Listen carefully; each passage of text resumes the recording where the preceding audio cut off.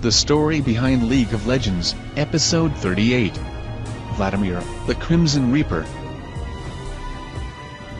A fiend with a thirst for mortal blood, Vladimir has influenced the affairs of Noxus since the Empire's earliest days. In addition to unnaturally extending his life, his mastery of hemomancy allows him to control the minds and bodies of others as easily as his own. In the flamboyant salons of the Noxian aristocracy, this has enabled him to build a fanatical cult of personality around himself, while in the lowest back alleys, it allows him to bleed his enemies dry. There is a temple hidden in the mountains between Noxus and the Tempest Flats, where the secrets of an ancient and terrifying sorcery are kept. The area surrounding the temple is littered with the exsanguinated corpses of those who have mistakenly wandered too close. These served only to pique the curiosity of Vladimir, when, in his youth, he trekked through these mountains during his flight from Noxus. A day earlier, the teenage Vladimir had brutally murdered two boys his age, for no better reason than to enjoy the intoxicating scarlet bloom that surged forth.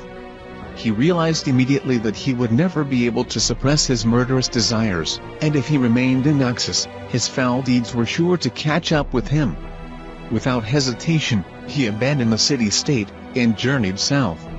The trail of bodies led him to a crumbling stone temple. Inside he found an aging monk who had praised him with eyes of pure crimson. Vladimir surprised the monk by returning the wicked gaze with zeal. Recognizing the boy's sinister craving, the monk taught Vladimir how to manipulate and control the fluid of life, often practicing on passing travelers. When it came time for Vladimir to learn the final lesson, the monk warned that failure would result in death.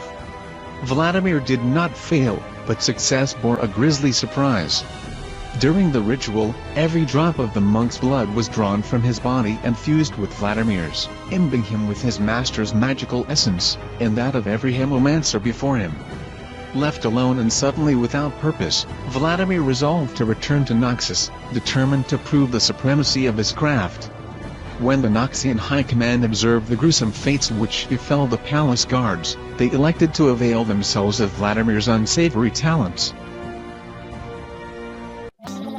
Thank you for watching. Please don't forget to share video and subscribe us channel.